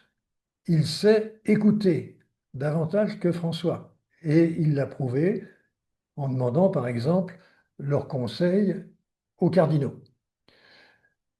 Sa communication est beaucoup plus préparée qu'improvisée comme François. Par exemple, le discours qu'il a tenu au balcon lors de son élection, eh bien, a été rédigé entre le troisième et le quatrième tour de scrutin. Parce que dès le troisième tour, on savait que c'est Léon qui allait être élu, mais il n'avait pas les 89 voix, il en manquait un peu. Et entre les deux tours, il a écrit ce qu'il allait dire le soir. Donc, il n'a pas improvisé, il a écrit. Et on s'est aperçu que François, qui avait l'habitude de tenir des conférences de presse improvisées, notamment dans ses retours aériens, il rassemblait les journalistes et puis il donnait ses états d'âme sur les questions qu'on lui posait. Ça a provoqué quand même pas mal de remous parfois dans l'Église, y compris chez des prélats qui étaient des partisans de François. Le patron a dit des bêtises, c'est embêtant. Et là, vous n'êtes pas du tout dans ce cas-là. Alors, à la limite, on peut le déplorer, comme Catherine a pu le faire tout à l'heure. Il y a moins de spontanéité, mais attention, le discours d'un responsable doit servir de point de repère à tout le monde, aux fidèles, aux prêtres et au reste du monde, aux hommes de bonne volonté. Alors, si on veut s'adresser aux hommes de bonne volonté, il vaut mieux réfléchir un petit peu avant de parler à ce que l'on va dire, à la façon dont on va le dire, pour avoir une chance d'être entendu, écouté et éventuellement suivi. Comme le dit Léon, une communication bruyante, musclée n'est pas nécessaire. On voit tout de suite de quoi il parle. Sa pédagogie est tout aussi raisonnable et progressive. Enfin, ce qui est important dans la réconciliation, c'est le choix du nom de Léon. Alors, Léon, c'est tout d'abord la question sociale, on l'a vu, et la question sociale au moment de la première révolution industrielle. Et aujourd'hui, nous sommes confrontés à une révolution technique, notamment de l'intelligence artificielle, et Léon XIV en a déjà parlé, en disant qu'il faut étudier les conséquences de cette révolution qui s'annonce. Euh, Léon XIII avait aussi promu la référence à saint Thomas d'Aquin. Saint Thomas d'Aquin, c'est un peu le philosophe de la foi, bien sûr, qui a réconcilié la raison et la foi. Et là, on voit que la science prend de l'importance et est reconnue par l'Église, heureusement, sinon c'est l'Église qui serait déconsidérée. donc elle n'a pas pu faire autrement. Mais il faut intégrer la raison. Et saint Thomas d'Aquin est le premier à l'avoir fait. Et bien sûr, la référence à Thomas d'Aquin dans les universités, notamment catholiques, euh, s'est généralisée après l'intervention de Léon XIII. D'autre part, Léon XIII a joué un rôle diplomatique apaisant dans son temps.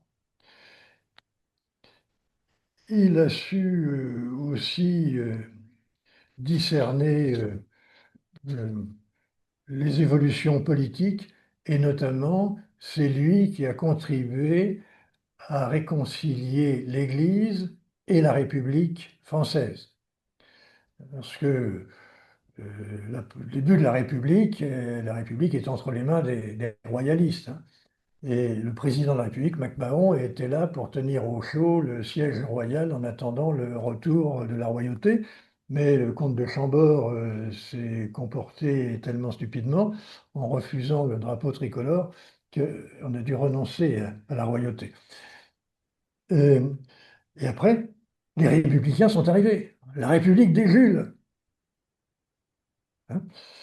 Euh, et bien sûr, les catholiques n'étaient pas favorables à ça. Et le pape, en 1892, a favorisé la réconciliation. Alors, il ne l'a pas fait directement, personnellement, officiellement.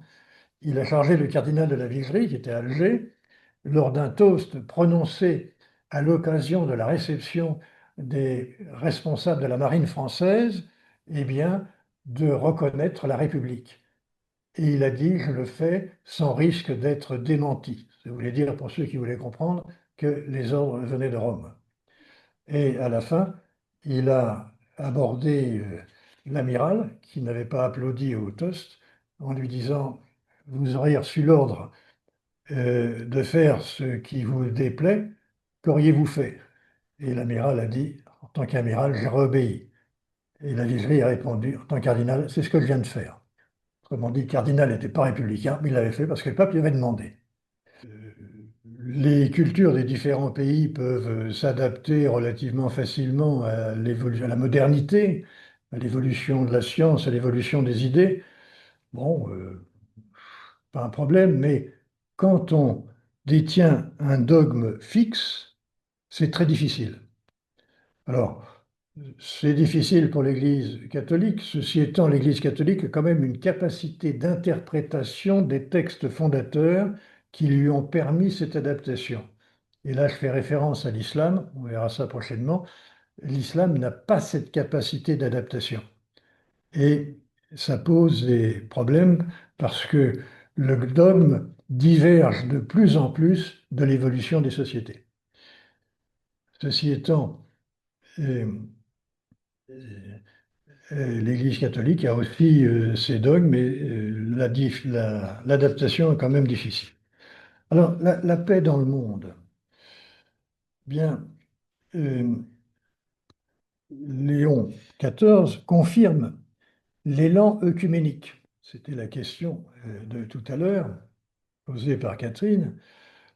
Euh, L'élan œcuménique est clair maintenant depuis Vatican II. L'ouverture aux autres religions, l'ouverture du dialogue et non pas de la condamnation, eh bien, c'est pratiqué par les différents papes qui se sont succédés et le nouveau continuera par rapport au précédent. Ceci étant, il souhaite, Léon, un œcuménisme par la conversion intérieure. On retrouve son premier objectif, la foi, par une conversion intérieure et non pas par des concessions euh, doctrinales, par exemple. Il a, il a annoncé aussi que la priorité de dialogue avec les religions extérieures serait orientée vers le judaïsme concernant les religions non chrétiennes. Et enfin, dans le cadre de la réconciliation mondiale, le monde est une famille de nations au sein de laquelle le dialogue doit se substituer à la confrontation. Et là, se rencontrer plutôt que s'affronter, construire des ponts plutôt que des murs, euh, il faut tenir compte de la réalité qui nous entoure. C'est l'heure du monde des prédateurs, dit, écrit d'Arampoli, le monde des prédateurs, le monde des dictateurs, le monde de la violence. C'est un peu ce que François n'avait pas su percevoir, hein, quand il condamnait au même titre les Ukrainiens et les Russes, quand il disait que finalement la guerre en Ukraine provenait de l'OTAN. On peut douter de la pertinence des analyses géopolitiques de François. Il semble que dans ce domaine, Léon XIV soit beaucoup plus proche des réalités, beaucoup plus réaliste que son prédécesseur. Alors bien sûr, les piliers de l'action de l'Église, ce sont la paix, la justice, la vérité, et il faudrait réveiller les consciences de tous, ainsi que les énergies morales et spirituelles dans une société qui est caractérisée par de grands progrès technologiques, mais qui tendent à oublier Dieu.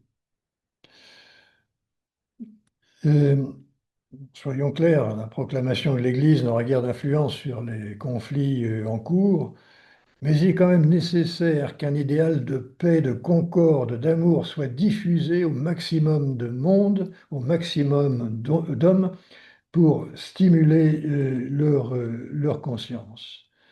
Là, on arrive sur le rôle de l'Église en tant qu'institution internationale, hein. Le monde attend beaucoup de l'Église, comme disait le cardinal de Retz, pour les valeurs fondamentales humaines et spirituelles, etc. Et Léon rompt avec le relativisme de François qui préconisait que les Ukrainiens aient le courage d'arborer le drapeau blanc. Euh, Manifestement, nous revenons là à un ordre international plus classique. Et ça me semble important, ce discours ad extra pour l'ensemble du monde, à un moment où l'ordre international de 1945 est menacé. L'ONU perd de son pouvoir. L'Organisation mondiale du commerce a presque déjà tout perdu, n'est plus respectée.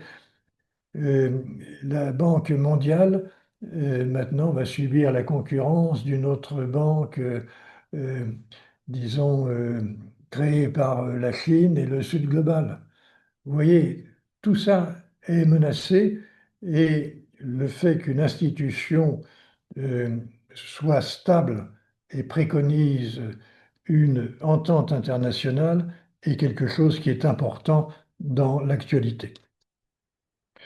Alors, nous arrivons à la conclusion. Euh, Notre entreprise s'était débauché l'esquisse du mandat naissant de Léon XIV, par rapport notamment à son prédécesseur. Euh, et pour ce faire, nous disposons de son histoire personnelle, des premiers actes qu'il a posés, de ses premiers discours, de l'interview dans le livre à apparaître, qui devrait apparaître d'ici la fin de l'année en français. Alors, c'est bien sûr une vision personnelle que je vous ai présentée aujourd'hui. Vision personnelle aussi, c'est celle d'un homme modeste, sage et serein, paisible, animé par une force intérieure que confère la prière, la réflexion, mais qui sait s'exprimer d'une voix forte et décidée. C'est un homme solide, portant une vision claire, choisi pour que l'Église retrouve sa sérénité, sans renoncer toutefois aux réformes de son prédécesseur ni à sa tradition. En résumé, c'est le bon choix. Voilà, un point de vue personnel que vous avez tout à fait le droit d'amender et de contredire. À vous. Merci Jacques de cette tout à fait riche et intéressante présentation. Je vais me permettre de prendre la main Merci. sur ce sujet, bien entendu. J'ai été pas mal interpellé sur les réseaux sociaux sur le fait que cette conférence traite d'un pape en me demandant ce que ça pouvait avoir à faire avec l'Europe, etc. Oui. Et donc, je pense que tu as déjà apporté quelques éléments de réponse à ça. Et je crois j'en ai eu d'autres aussi. Je suis allé voir l'intervention de Raphaël Glucksmann, qui est venu à Metz récemment, et lui a dit quelque chose de tout à fait intéressant, puisqu'on parle en fait, des démocraties et puis de celles qui le sont, des États qui le sont moins. Et lui a dit, il faut arrêter de faire la morale à ces pays en leur disant qu'ils sont illibéraux et tout ce qu'on veut. Par contre, il faut que l'on mette en avant nos valeurs, c'est-à-dire qu'on soit capable d'être des soldats de nos valeurs. Nos valeurs démocratiques, elles s'accompagnent d'un certain nombre de sujets et de valeurs, de sous-valeurs, si on peut dire, que l'on doit remettre en avant, et c'est ça qu'on doit défendre, et non pas le fait que les autres ont tort et que c'est pas bien ce qu'ils disent. Et je pense que l'approche de Léon, et Léon XIV, est certainement proche aussi de ça. Et c'est en ça qu'elle nous est utile parce que elle délivre un message qui s'affranchit de toutes les chapelles, si l'on peut dire. Qu'en penses-tu? Oui. Euh, une première question sur pourquoi parler de l'Église ou de Léon XIV dans le cadre européen. Bon, euh, entre nous, je pense que la question dénote une ignorance historique profonde. Hein, soyons clairs. Euh, Tout à euh, fait, tout à fait. et là, ça pose un problème. Ça pose un problème, c'est l'enseignement de l'histoire en Europe. Et à la limite, c'est un sujet dont le Conseil de l'Europe, pas le Conseil européen, hein, le Conseil de l'Europe avec les 40 États, s'est emparé. Et j'ai assisté récemment à une première présentation des enquêtes qui ont été faites et de ce que pense le Conseil de l'Europe de l'enseignement de l'histoire. L'enseignement de l'histoire est trop réduit et en cours de réduction. Il y a des pays qui ont quasiment supprimé l'enseignement de l'histoire. Et à la limite, l'enseignement de l'histoire qui va survivre, c'est l'enseignement du roman national. Autrement dit, ce qui peut conduire par des excès à des affrontements beaucoup plus que la construction d'une société internationale apaisée. Tu vois la perversion qui est en cours. Donc, je pense qu'il faut se repencher sur l'enseignement de l'histoire et préconiser que cet enseignement soit maintenu, voire en partie réorienté. Euh, je cite souvent l'observation qui a été faite en 1860 après la constitution de l'unité italienne. On a fait l'Italie, reste à faire les Italiens. Eh bien, l'Europe a encore à faire les Européens. Il y a un bouquin d'une philosophe qui s'appelle Nodemos. On n'a pas de peuple jouant un rôle politique en Europe. Il faut le constituer. Et l'un des moyens de le constituer, c'est quand même l'enseignement de l'histoire et de l'histoire de l'Europe.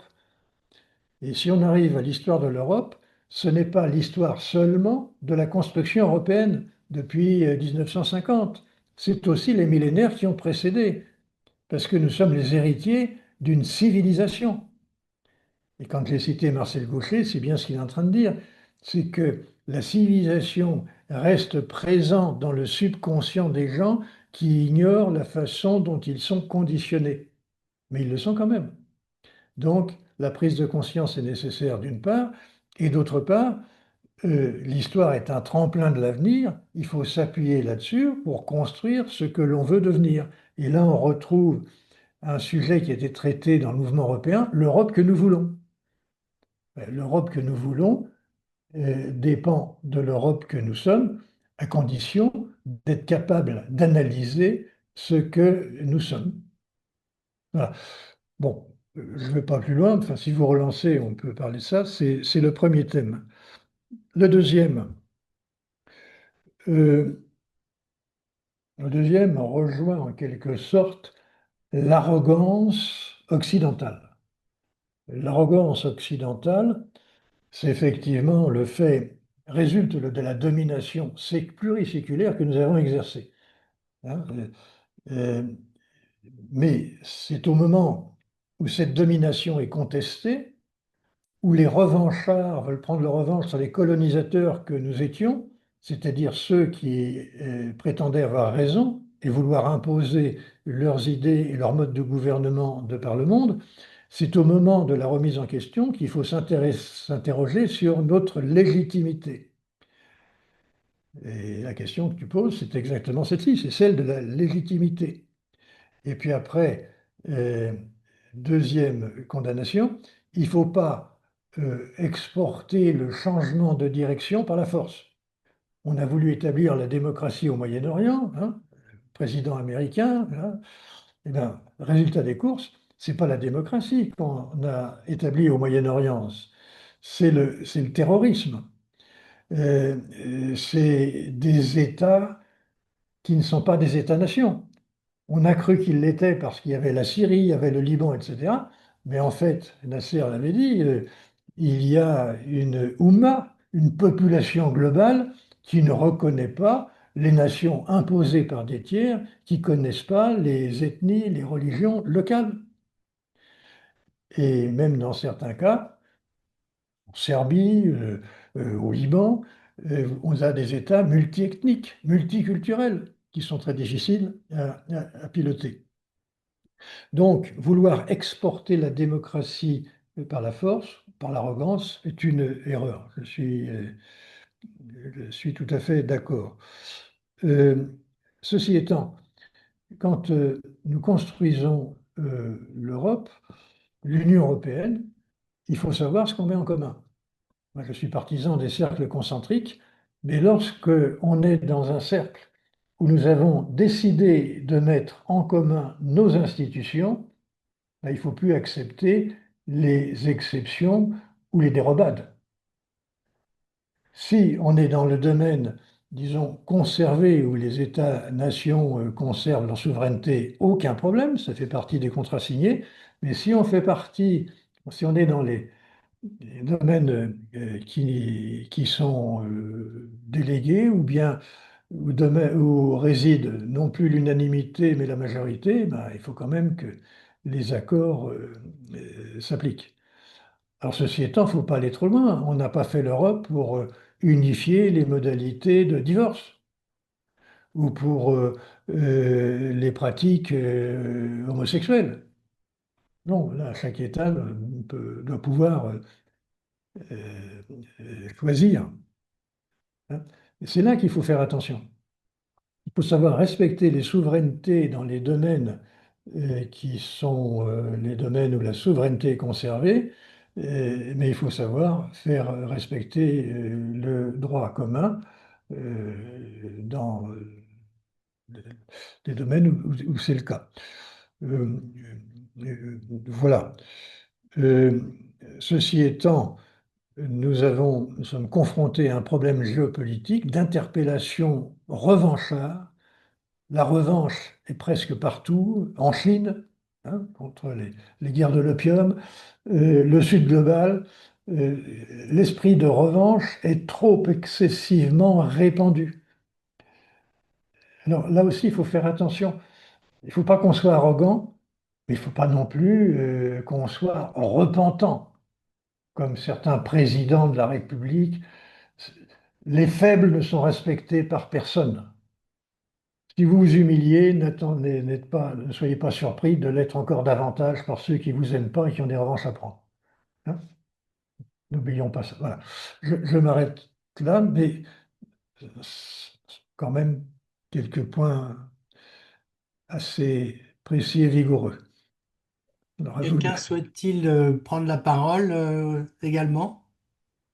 Oui, euh, j'avais sur ce qui a été dit précédemment, j'avais deux commentaires. L'un sur le pape. Euh, il y a, il faut bien voir aussi d'où viennent ces deux derniers papes que nous avons eus. François, c'était un jésuite, si je ne m'abuse.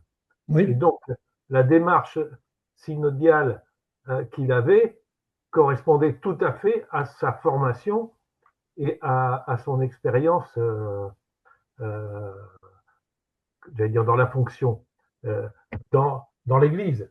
C'est-à-dire que la vision pyramidale des jésuites, hein, l'armée des jésuites, avec le général des jésuites, hein, euh, c'est tout à fait dans son mode de fonctionnement. Et il a, il a eu, je pense, il a voulu donner un coup de pied dans la fourmilière quand il est arrivé.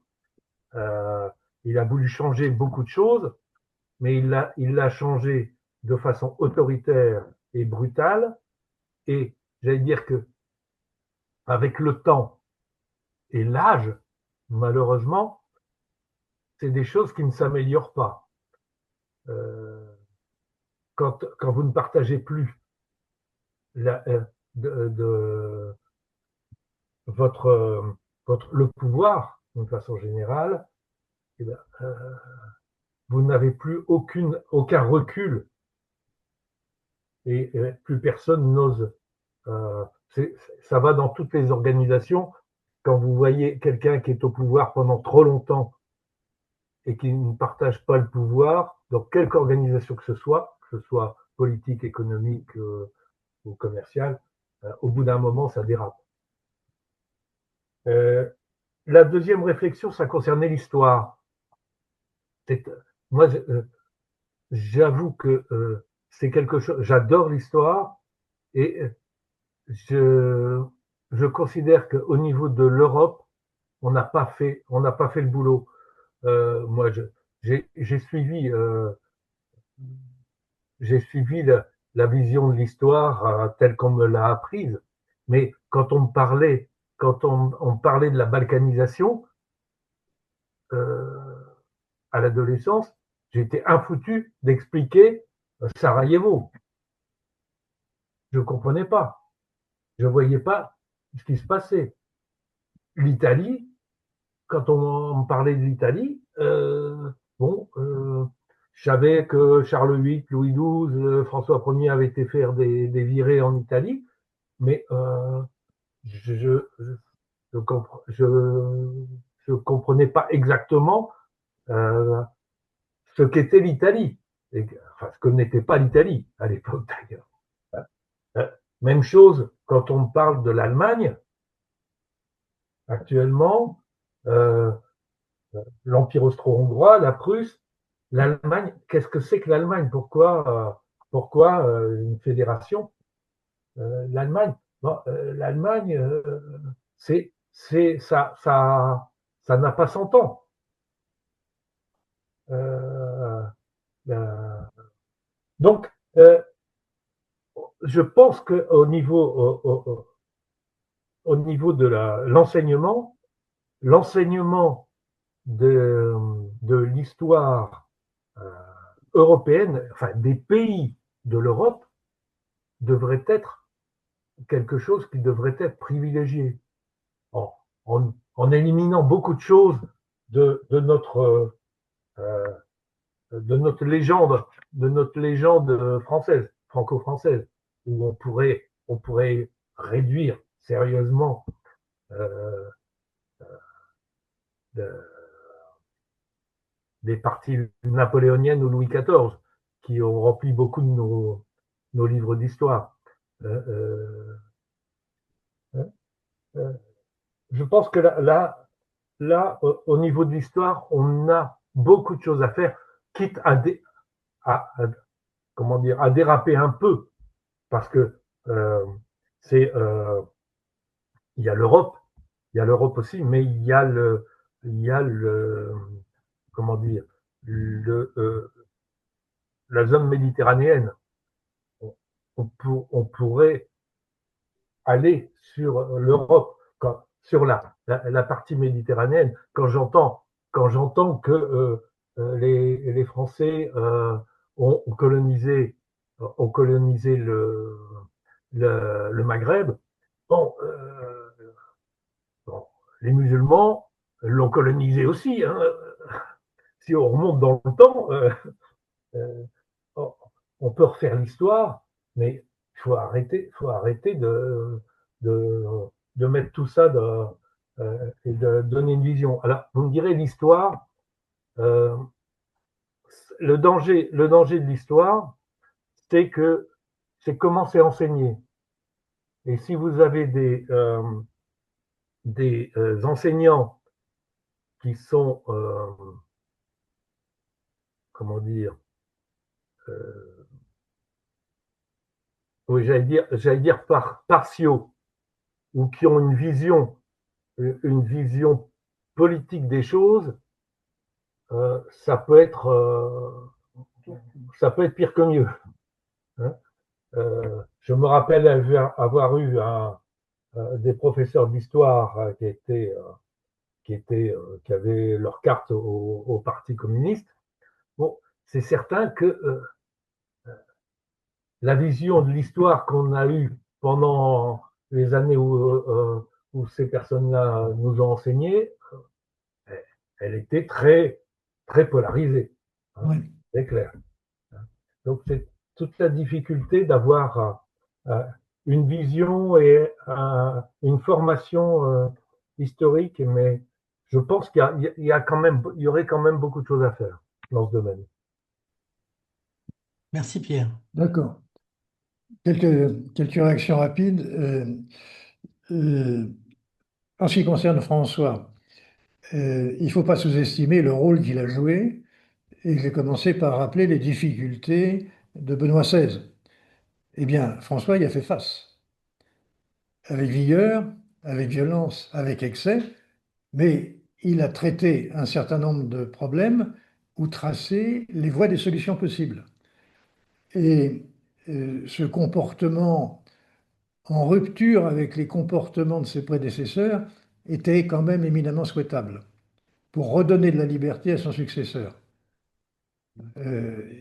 Comme ça, il a préparé le terrain quand même à Léon. Et quand je parlais de bison futé tout à l'heure, il me semble que le choix du conclave est particulièrement logique par rapport à cette histoire longue. Problème de Benoît, brutalité peut-être excessive de François, mais ça prépare le terrain convenablement pour la sagesse déterminée qui arrive maintenant. Vous voyez, il y a une continuité, me semble-t-il, dans la direction de l'Église. Ça, c'est le premier point. Le deuxième, bon, d'accord avec tout ce que tu as dit sur l'enseignement de l'histoire, et ce qui est important, c'est d'avoir des profs qui sachent enseigner et notamment expliquer les événements historiques.